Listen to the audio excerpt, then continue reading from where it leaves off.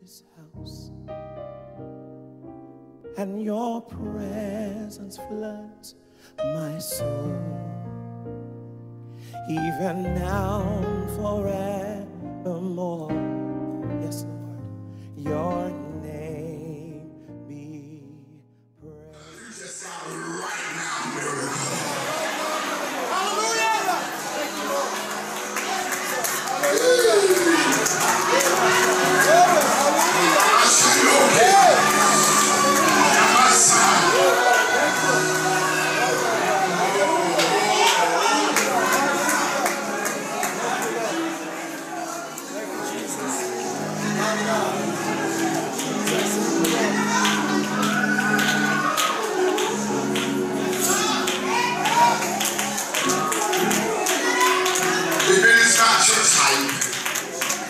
Neither is it church response, but it is your assurance in your God and knowing that He is faithful to His word. Throw your head back, clap your hands as fast and as loud as you can, and match your hand clapping with a sound out your voice. Come on, let's give it a 47 song praise. Clap your hands and shout to the Lord with a voice of triumph.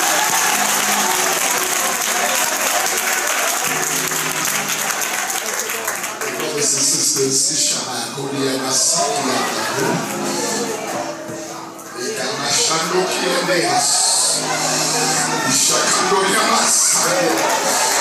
I feel Holy Ghost on somebody right now.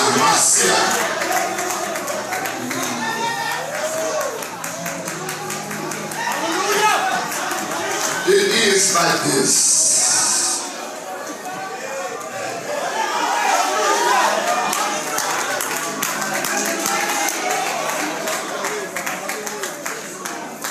It is by this that we know our God has favored us, because He has not allowed our enemies to triumph over us.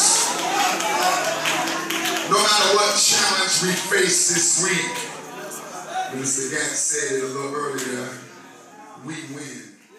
2 Kings chapter number 5, beginning at verse number 1. If you have it, would everybody shout, I have the word. Now Naaman, the captain of the Lord's host, the king of Israel, king of Syria, was a great man with his master, and honorable, because by him the Lord had given deliverance unto Syria. He was a mighty man of valor, but he was a leper. Verse 13 in the same said text. And his servants came near and spake unto him and said, My father, if the prophet had told thee to do some great thing, wouldest thou not have done it? How much rather than when he said to thee, Wash and be clean? Then went he down and dipped himself 7 times in the Jordan, according to the saying of the man of God. And his flesh came again unto him as the flesh of a little child, and he was clean. Please stay standing for 30 seconds. Verse number 1 gives a very detailed description of some great things about this man named Naaman. And at the end it says, but he was a leper. There was a deficit in his life. But we end up in the last verse of sharing that he did what the prophet said do. And he came up clean. For the sake of a subject matter, would you grab a neighbor and look at them right in the face and just say, deficit deleted. Deficit deleted. You may be seated in the presence of the Lord. Deficit deleted. I've come this afternoon, I believe, with an assignment to try to convince at least 100 people that there is one more act of obedience that is required out of you And after this act of obedience, every level of deficit that you have been operating in your life will be deleted. I and you are all in a season called uncommon obedience. It is a season where God has pushed us to a place that we are now forced to obey Him, even though most things that He is instructing us to do makes absolutely no sense to our psyche. There is this sense of our reasoning, this sense of what makes sense, and this sense of what is right to do, that God in the spiritual world is now moving strikingly opposite of the natural world. Maybe I'm the only one, but I have a spirit world and a natural world that are literally creating chaos in my life. Not just chaos in my life, but in my mind and in my emotions.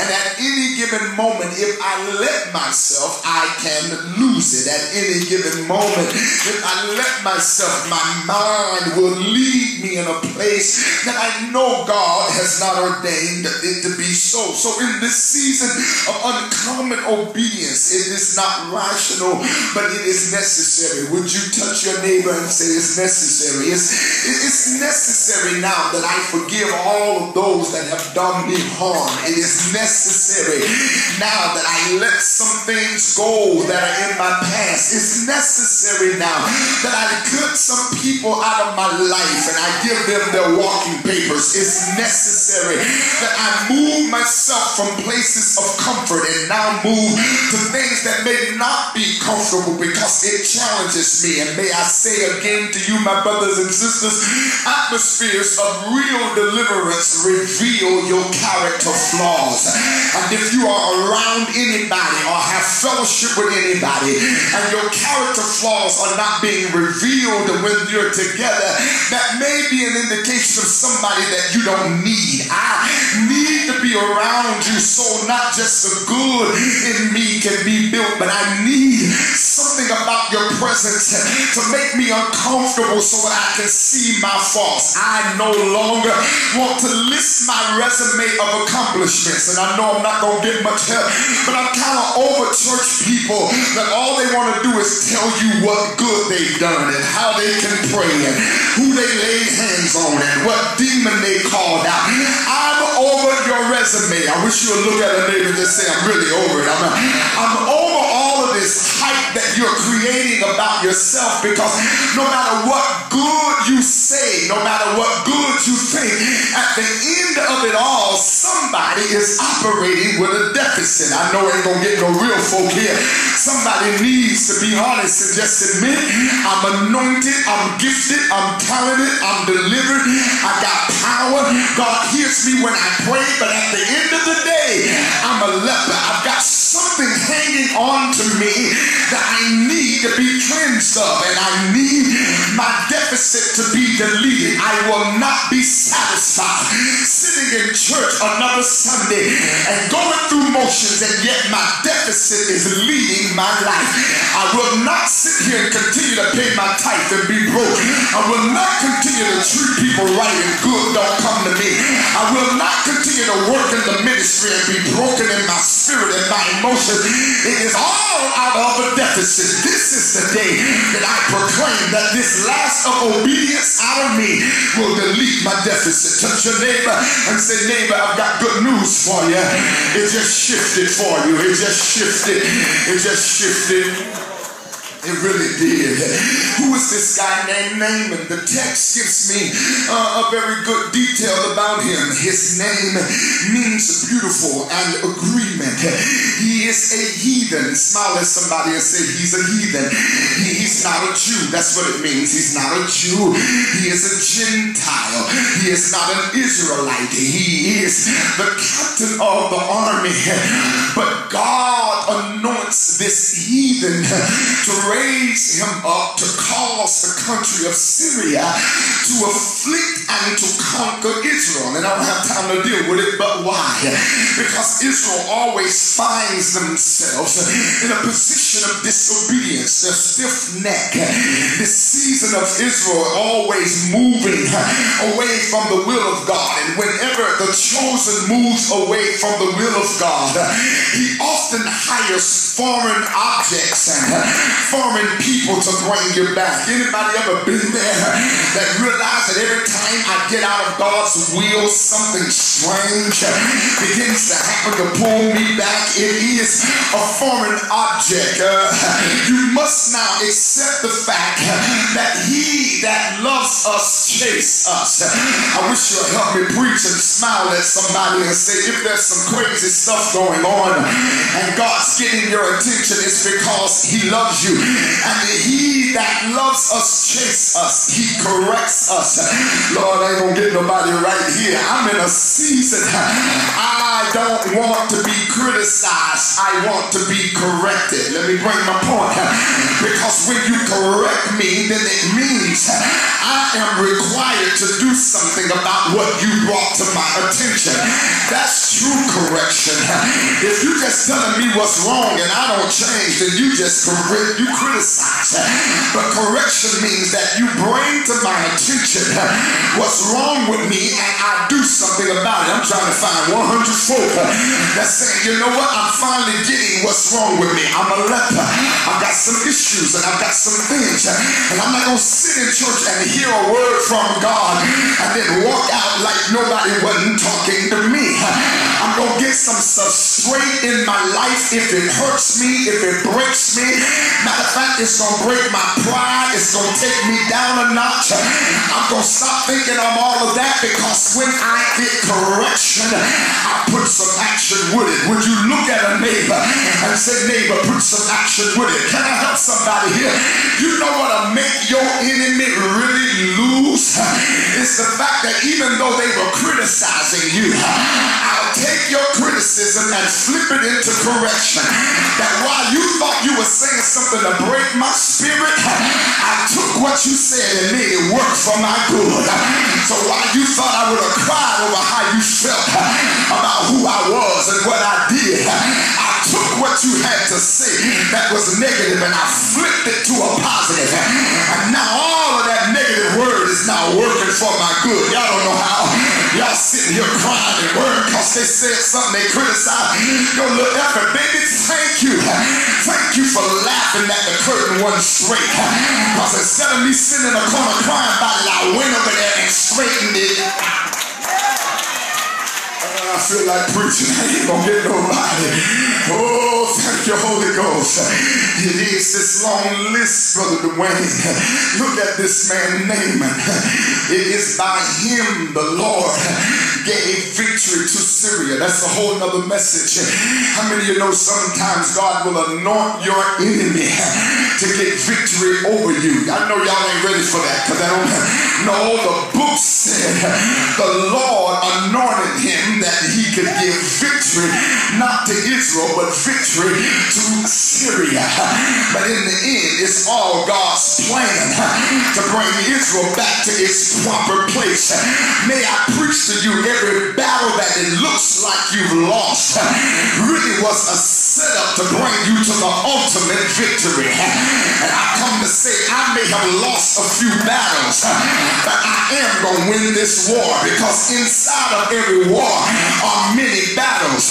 But at the end of the day, when all of these battles have been over, I'm going to have more on my side than the enemy has on his. God thinks different than man in this attribute, and God has an attribute to himself called sovereign.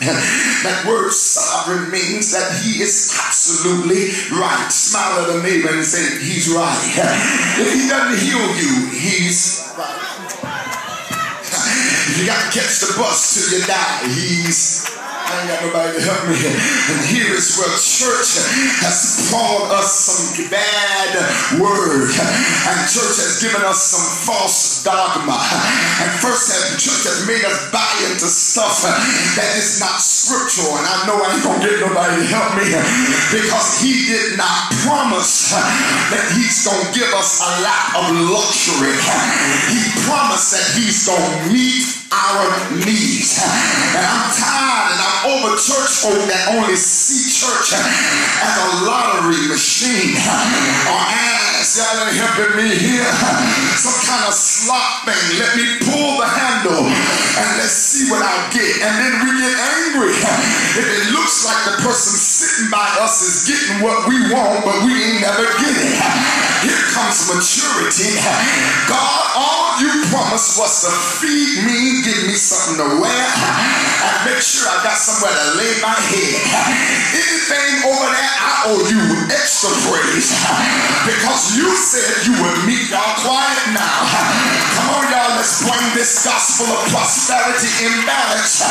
Yes, I believe God can and he wants to, but guess what? If he doesn't, I'm not going to live my life with an attitude toward him. I'm not going to sit in church angry because somebody else got a Bentley and I got a Toyota. So be it. I'm glad where I am. I'm glad I got breath. I'm glad I'm in my right mind. I'm glad I know Jesus, because this is temporal. And in a little while, your Bentley ain't going to do you no good. No. Wish you would help me preach and look at somebody and tell them this stuff get ready to pass. Your mansion is going to pass. Your big car is going to pass. Your 7 figures are going to pass. The only thing that's going to last is what? I wish I had a sanctified church. You may build great cathedrals. You may build skyscrapers, grand and tall. You may conquer all the failures of your past. But only what you do for Jesus Christ will last. He's right. He's right. He's right. He's right. And when you start living your life just saying he's right. If the family member does lose, he's right. I lost the job, he's right. Y'all ain't hearing me. The house burned up. He's right. Y'all ain't there yet. God, I just want you to know you're sovereign. Whatever you do, you're right. Even if you take my life and if today is my last day to live, I ain't gonna die with an attitude, you're right. Because to be absent from the body, I don't got no sanctified church, is to be present with the Lord. Either way, I win. If Gilyard, you never hear his voice again, guess what? I want you to come to my service, dance, fall out, kick over chairs, because I'll be in the presence of the Lord. And see, I know some of y'all saying, what's wrong? Ain't nothing wrong, I ain't going nowhere, but I'm just saying, if he chose to, I'm trying to get you to get into the idea he's right. He's active. He's not a mute God. He's not dormant. I'm coming. He causes our lives to get into positions of desperation, because desperate folk do desperate things. They do desperate to the good and they do desperate to the bad. And I'm trying to find at least 100 folk here that'll just shout, I'm desperate. I'm kind of tired of the way life is going right now, and I'm desperate. I'm really weary of operating out of my deficit. I just don't want to live no more without enough. I want at least enough. If he doesn't give me extra, I ain't got nobody to help me preach. I want enough. I just want enough that when my enemy look at me, I'll be able to say, my God did this. When folk want to say, how in the world did you get what you got and keep what you got? Oh, I just felt that in the Holy Ghost. I dare you look at somebody and say, neighbor, the blessing is not in getting it, it's in keeping it. I dare you prophesy to somebody and say, everything that's getting ready to fall in my hand, I'm going to keep it. I've had seasons where I held it a little while and lost it, but that season is over. Whatever God bless me with now, I'm God, I feel like preaching. I was desperate. I was desperate to forgive her in spite of. I was desperate to walk away when I should have stood there and took matters in my own hand.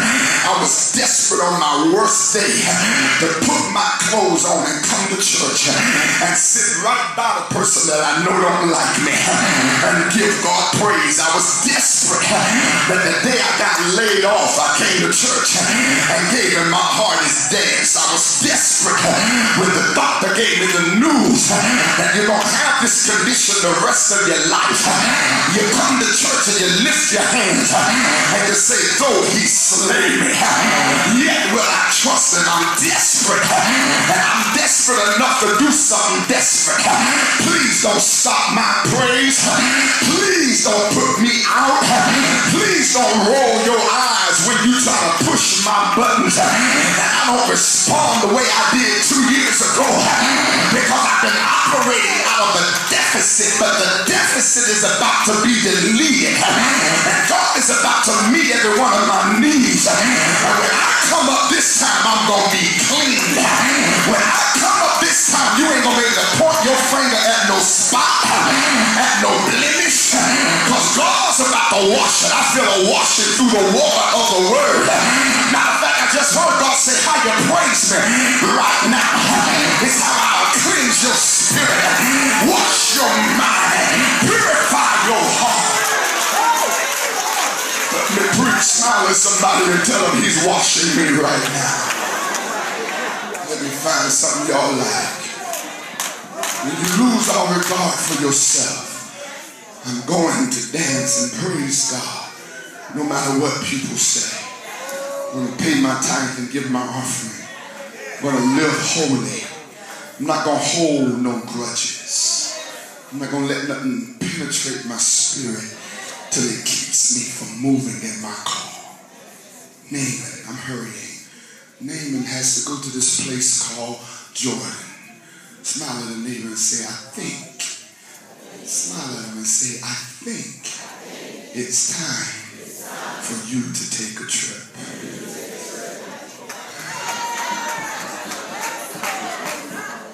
Because your deliverance is not where you are. Your deliverance is not around the people you're around. Naaman, y'all don't hear me here, is in Syria, but he's got to pack up and go to Israel. Because sometimes your breakthrough is in a strange land. That's why half of y'all sitting in this church right now and still don't even know how you got here and why you're here. This is so foreign to you. It's just like, who is this man and who are these people? And when can I get out of here? Y'all don't hear me here. I'll tell you when you're going to leave, when you get clean. Till he gets everything off of you that he sent for you to dip in this water and become pure. Y'all don't hear me here. And as long as you're holding on to it, it's going to keep you here till you get sure enough delivered. I wish you would shake a neighbor by the hand and say, neighbor, your next trip is a place for God to deliver you. Or it's going to get quiet. It ain't no pleasure trip, baby. It ain't no vacation. It ain't no sipping on no tea. No, this trip is a trip to challenge you and to make you think, to make you acknowledge who you are and who you are not, to make you come into a place of true deliverance that people will no longer be able to judge you because you reveal your source. God, I wish I had somebody here. The Lord, when I begin to pray, say, go preach against the spirit of leprosy, because leprosy, what it does, it infects the body and it reveals sores. And God says, some of y'all walking around and what infected you, you're wearing it on the outside. But today, if you bless me right, I'll heal you of every sore that you've been carrying. And the next time somebody look at you, all they're going to see is your clean flesh. Grab somebody by the hand and help me preach. Shake that hand like you're going to shake it off and say, God's about to give me a clean slate. Oh, y'all ain't ready to have no church. Tell somebody else. Folk been looking at my sores. Folk been looking at what I bear on the outside. But something's about to hit my life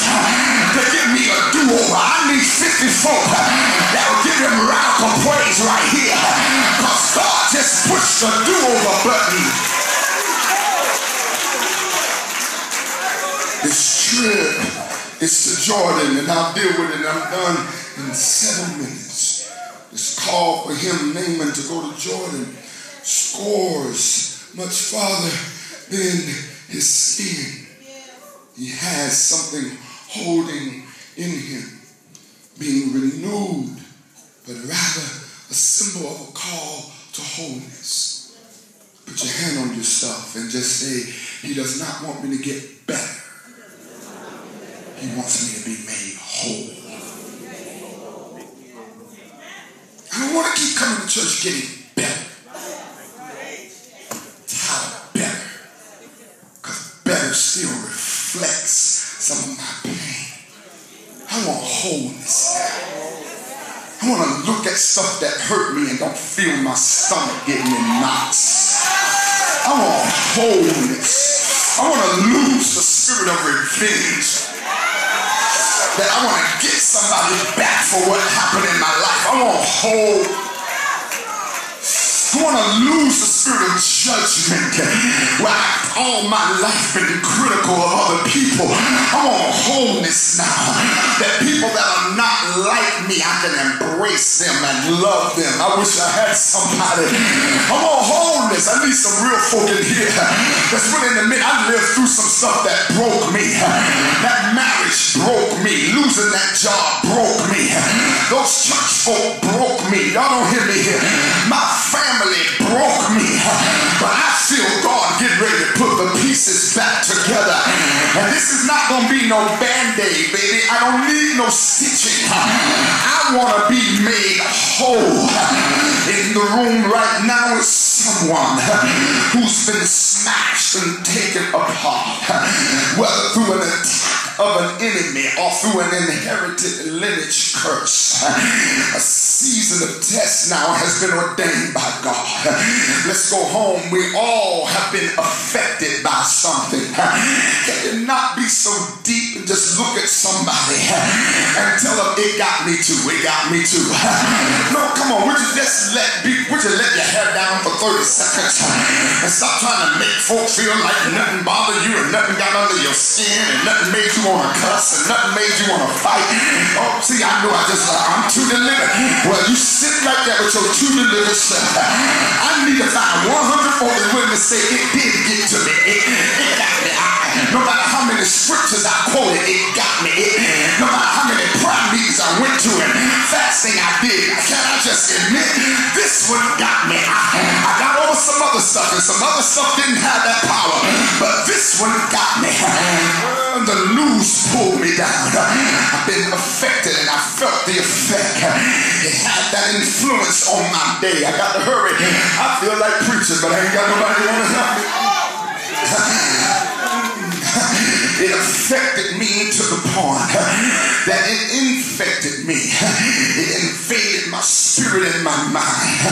It was what I went to bed thinking about. I wish I was preaching to somebody. When I woke up in the morning, it was the first thing on my mind.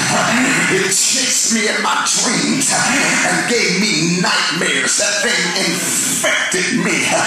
It took over my daydream, my night dream. I didn't even know. I'm just sitting there, don't even realize I'm staring off in space. And people tapping me, you all right? People talking to me, and my spirit and my mind has already left the building. I'm sitting in church, where y'all at? And everybody around me having a good time, and in my mind, I don't even know where I'm at, because this thing infected me. It infected me to the place that I started taking everything personal. It infected me to the place that nobody wanted to be around me anymore. It infected me until I just exuded bitterness and anger and resentment. But I feel my deficit about to be delivered. I feel something getting ready to hit my spirit in the next 7 minutes that's going to change the effect of everything that I've been through. I'm getting ready to smile again. I'm getting ready to have some more hope. I'm getting ready to get my life back. I know y'all church folk don't like when preachers refer to carnal things, but please, I know I'm going to date myself, but it's Stella can go on a trip. I ain't got nobody and get her groove back. Surely I can come to church and hear a word and get delivered. I know y'all too saved for that, but surely could leave without a hand and say I'm about to get my groove back. I'm about to get my motion and my movement. I've been stale and I've been stagnant. I've been parked in park, but I feel God getting ready to shift me, and my deficit is about to be delivered. When I walk out of here today, I'm walking out clean. I need 100 folk that know every sore on you, every evil spirit, every curse, every leprosy is about to fall off. When I count to 3, I dare you give him radical praise. And God said, you ain't even got to wait till he finished preaching, but while you praising me, I deliver you. 1, 2, 3, where you at?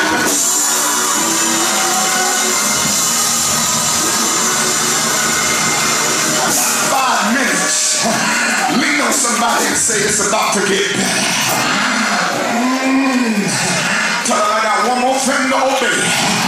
I got one more command to fulfill. Y'all ain't talking. I got one more thing that he told me to do that I haven't done yet. But when I obey him in this, my whole life's getting ready to change. All I come to do is to be a prophet, to let you know you're about to have a life change. No, baby, not one door getting ready to open. No, they ain't talking about no new job. They ain't talking about no new car. Y'all so easy and so easy to satisfy. God said, no, I'm not trying to do one thing. I'm going to change your entire life. I'm going to change your whole scope. I'm going to change your mindset. I'm going to change how you look at stuff and how people look at you. I need 50 folk that know you're at the door of a life change. Give him glory right now. Prophesy, tell somebody it's bigger than a car. It's bigger than a new job. It's bigger than getting married. It's bigger than starting a business. It's bigger than writing a book. This thing is everything about me. My spirit, my emotion, my social skills, my ability to fit in. It's how I see myself. We got to go home, but I feel like preaching. Church, can I preach 5 more minutes? I promise I'm going to leave you. I don't like church. Look at a neighbor and tell them I don't like church. I know some of y'all like, wait, the devil is a lie. I like the church. The blood of Jesus, Bible church. No. What I mean is I don't like the system in which we've now created as church. Of course, the church of God, which has been purchased by his own blood, will always have its true power. But people have stolen the identity of the church. The church has now been taken hostage by self-righteous, religious, pious Pharisees and Sadducees that sit on the seat of judgment and make you feel like you're the only one that ever made a mistake and had a bad day. And what church will do, deacons, it will bind up the symptoms but never get to the cause.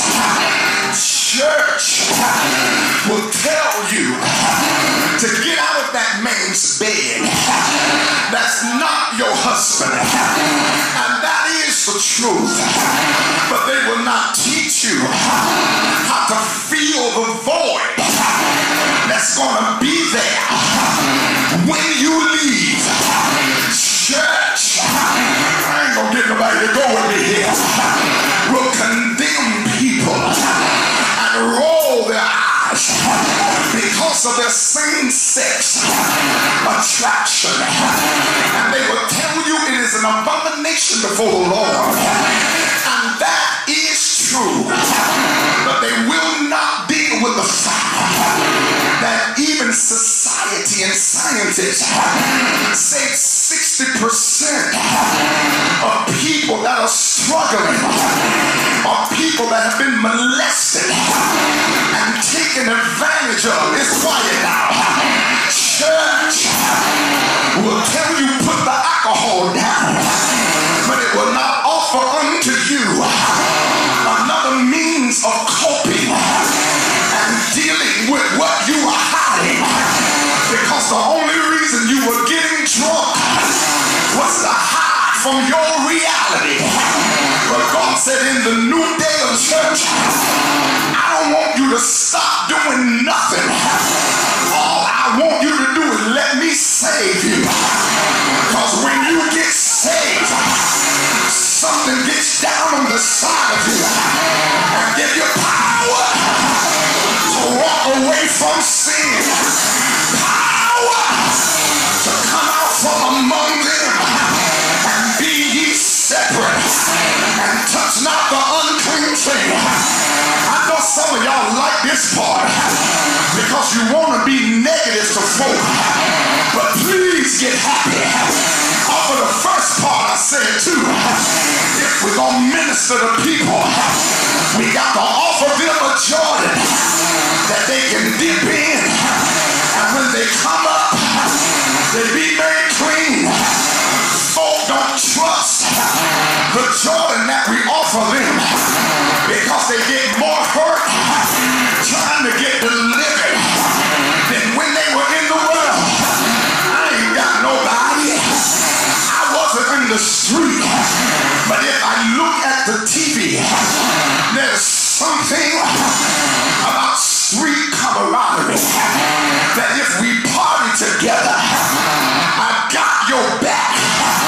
If we party together, I watch folk that's coming up on you, and before they get to you, I'm in their face saying, who you stepping to? Because we party together.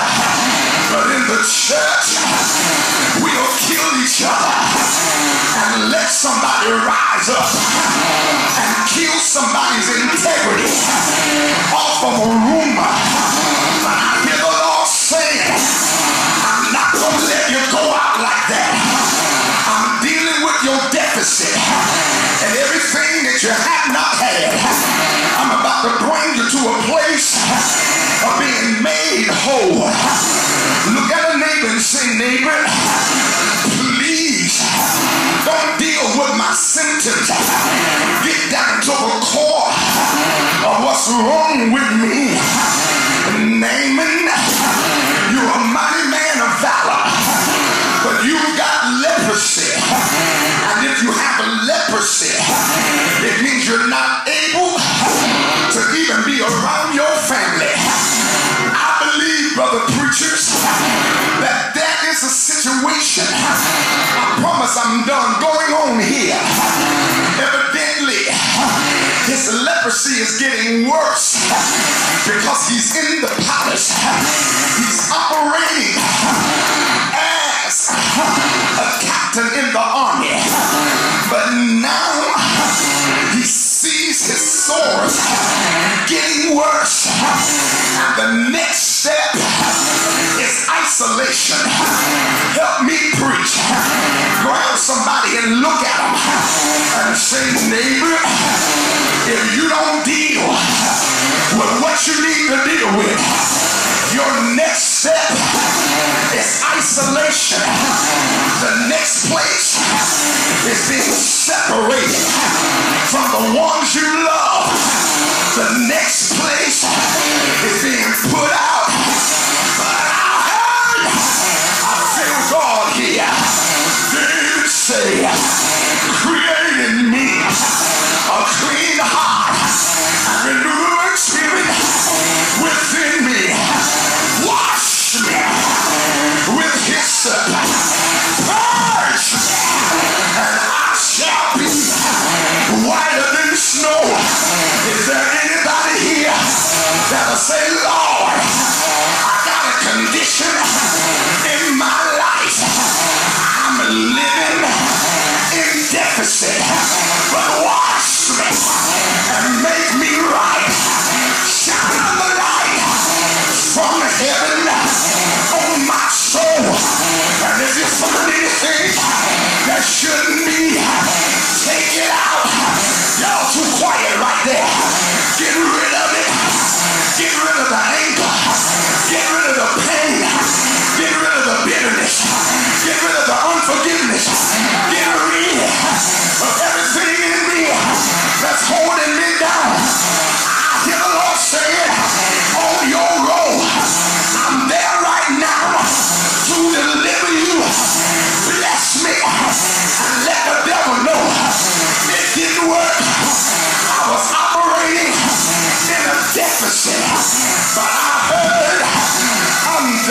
a word from the Lord.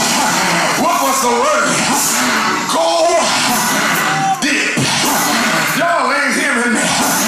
Look at somebody and let me borrow a line from a message I heard. Look at somebody and tell them stop tripping and get to dipping. Stop falling out over what God told you to do and dip. Let it go and dip. Stop trying to fix it and dip. Don't care what nobody say. And every time you go down, let them know. Every time I come up, I'm closer to coming out of my deficit.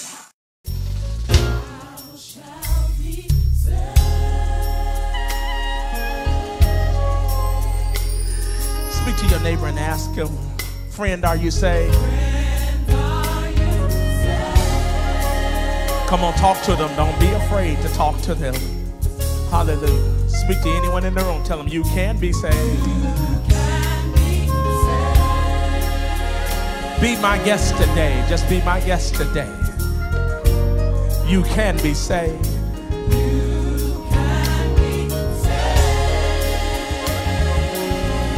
Hallelujah. It's just so simple. Believing with your mouth, confessing with your heart, thou. If you in here today, come. Here's one coming. Come on, give God a hand as she comes. There's somebody else need to give God your life today. Come on from wherever you are. Come on from wherever you are. Just come on down. Come on down. I see you. I see you coming. Friend, are you? I see you. Yes. God bless. Come on, give her a hand.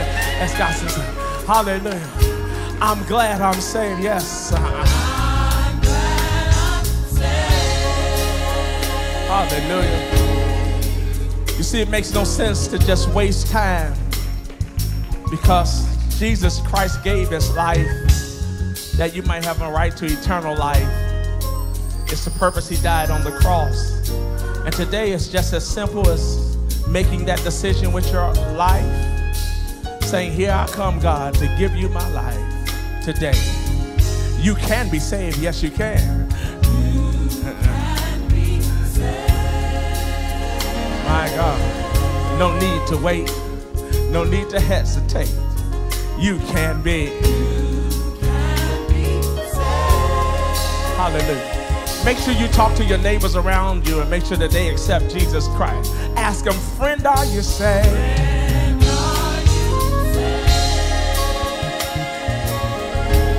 And then talk to them and testify yourself and tell them it's good to be saved.